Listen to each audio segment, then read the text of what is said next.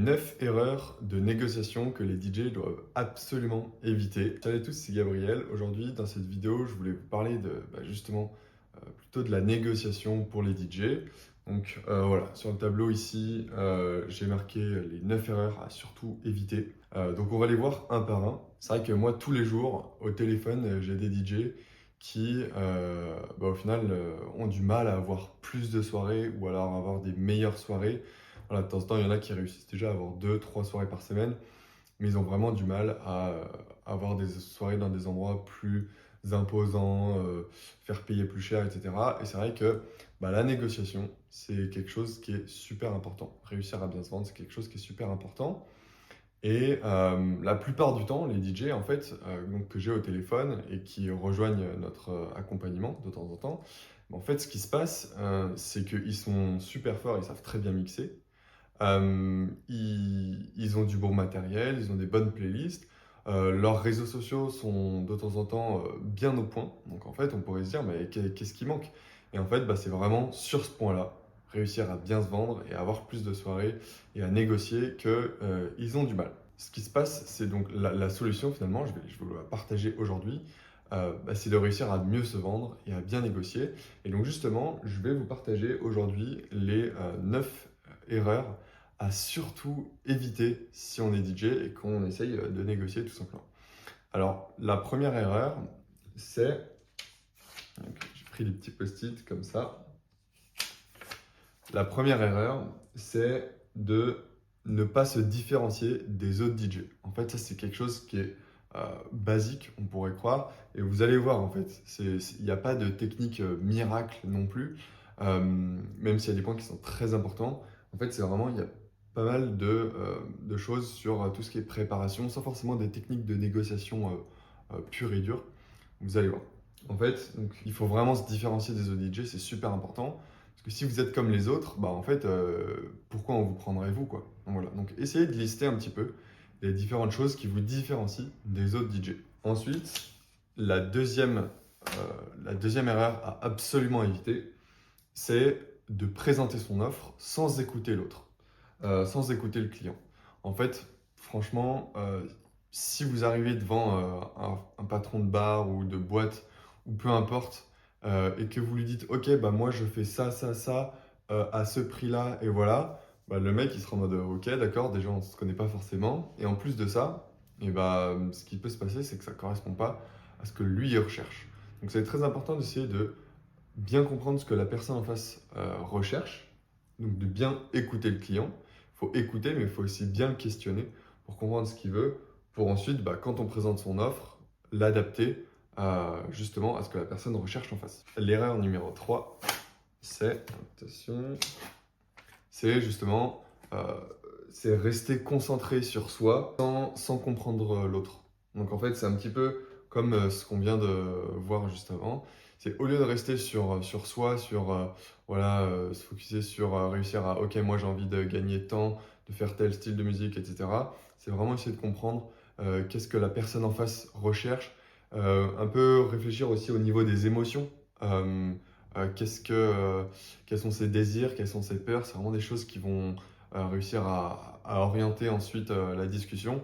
C'est des choses qui sont très importantes. L'erreur numéro 4, c'est d'avoir un ego surdimensionné. Et ça, franchement, alors nous, dans notre accompagnement, il n'y en a aucun qui a un ego surdimensionné. Et ça, c'est un critère rédhibitoire. Si vous avez un ego surdimensionné, on ne vous laissera pas intégrer notre accompagnement.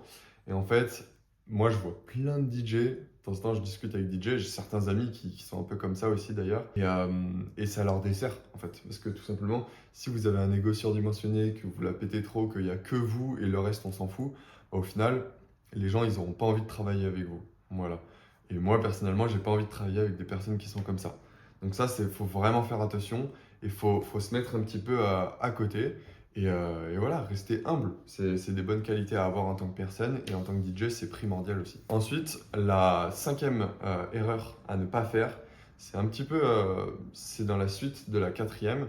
C'est justement de venir pour l'argent, de ne pas venir pour la musique finalement et de ne pas être au service. Qu'est-ce que j'entends par ne pas être au service? En fait, donc voilà, il ne faut pas venir juste pour récupérer de l'argent, déjà parce que ça peut marcher quelques fois, mais au final, ça ne marchera pas sur le long terme. Alors que si vous venez pour faire un bon service, pour être au service de l'autre, même si c'est un service qui est rémunéré, être au service de l'autre, c'est quand même super important. Et c'est ce qui vous permettra d'avoir un bon contact avec les autres, enfin, que le client en face, il va se dire, ok, bah là, lui, il est intéressant, il n'est pas là juste pour récupérer de l'argent, pour se faire de l'argent facile, il est là pour vraiment construire quelque chose de qualité. Donc, très important. On passe à la suite. L'erreur numéro 6. Donc, vous allez voir, là, c'est vraiment les deux dernières, elles sont super importantes. L'erreur numéro 6 à ne surtout pas faire, c'est d'être soumis. Et donc voilà, il faut être à la même hauteur. Donc en fait, il ne faut pas que vous soyez soumis et il ne faut pas que l'autre personne en face soit soumise. En fait, il faut vraiment être, faut partir du principe que vous êtes un professionnel et que la personne en face, c'est un professionnel aussi. Voilà. Et donc, vous êtes au même niveau. Donc, c'est très important dans la position à avoir, j'ai envie de dire. Si vous êtes soumis, il va sentir que bah, vous n'êtes peut-être pas un vrai professionnel. Et inversement, si vous êtes trop dominant, eh bah, il peut avoir peur et ça risque de mal se passer. Ensuite, erreur numéro 7 à ne surtout pas faire quand vous allez négocier, c'est de demander uniquement et de ne pas donner en retour. Voilà, donc c'est vrai dans l'autre sens aussi. Donc en fait, c'est-à-dire que si vous demandez juste, par exemple, je veux faire une soirée qui dure 4 heures, je veux mixer pour 400 € la soirée, je veux mettre tel style de musique, je veux avoir des consos, machin, bah, la personne en face, elle est en mode, enfin, ok, peut-être que ça peut être un deal gagnant-gagnant, et d'ailleurs, il faut que ce soit un deal gagnant-gagnant, sinon ça ne marchera pas. Euh, mais ça risque de pas marcher. En fait, la personne aussi en face, elle a des exigences. Elle va dire, bah moi 400 € c'est pas possible, mais 350 c'est possible. Ou alors, ok, 400 c'est possible, voire même 500. Par contre, il faut rester plus longtemps. Ou alors, on fait une sorte de résidence. Comme ça, on a partenariat sur le moyen long terme. Voilà. Et donc en fait, il faut essayer de comprendre ce que la personne en face recherche, encore une fois, et être prêt. Donc il faut demander certaines choses, mais il faut être prêt à donner certaines choses, à faire des concessions en quelque sorte. Et donc voilà, c'est vrai dans l'autre sens. Si la personne ne fait que vous demander, que vous poser des exigences et que vous n'avez pas votre mot à dire, c'est que c'est pas forcément une bonne personne en face et qu'au final, ça se passera mal. Donc moi, ce que je vous conseille, c'est soit de lui dire, bah, excusez-moi, mais voilà, moi je suis un professionnel aussi, je viens vous proposer mes services. Maintenant, il faut que ce soit gagnant-gagnant. Et donc voilà. Sinon, bah, je vous conseille d'aller voir d'autres personnes. Tout simplement. L'erreur numéro 8, ça c'est une erreur assez connue dans la négociation, c'est de donner son prix en premier. Donc en fait, ce qu'il faut faire, du coup, comme je vous ai dit, c'est d'abord poser des questions, c'est de bien comprendre ce que la personne recherche. Et une fois que vous avez bien compris ce que la personne elle recherche, et bah forcément, il y a un moment où vous allez arriver au prix. Et donc, très important de ne pas donner son prix en premier. Il y a une règle, c'est un peu celui qui donne son prix en premier a perdu. Mais en fait, c'est vrai parce que imaginons que vous cherchez à faire, je ne sais pas, 400 € pour la soirée. Vous êtes venu pour négocier 400 €. Si vous lui dites, ah bah moi je veux 400 €, et bah il va se dire, ok, je vais essayer de négocier à la baisse, et au final vous serez à 300 €. Alors que si vous lui laissez donner le chiffre en premier, ça se trouve que lui, il aurait peut-être pas dit 300 €.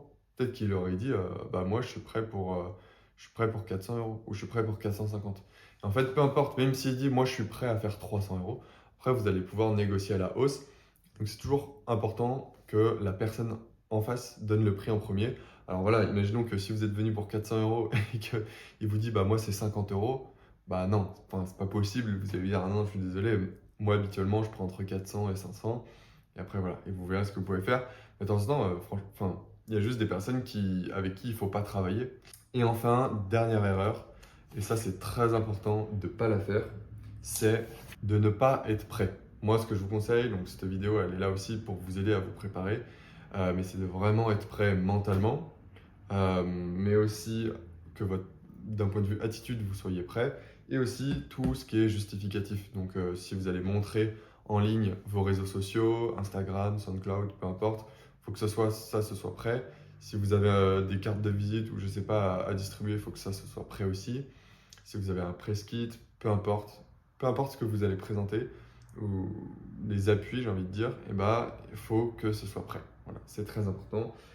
Donc, voilà. Si je devais résumer un petit peu quelles sont les erreurs à ne pas faire quand il s'agit de négocier en tant que DJ, c'est comme ça que je le ferais.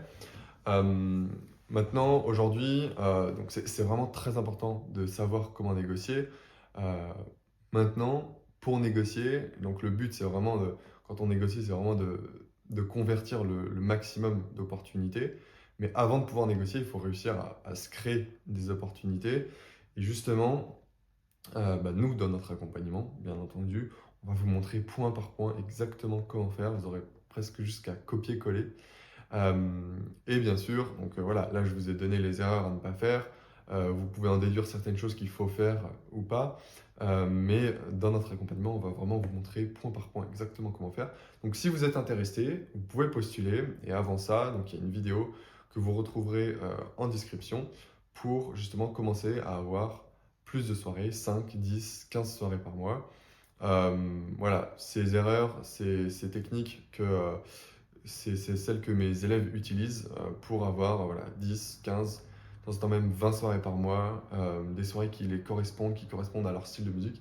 Donc voilà, je vous laisse aller regarder ce lien en commentaire si ça vous intéresse. Et puis sinon, je vous dis à très vite dans une prochaine vidéo.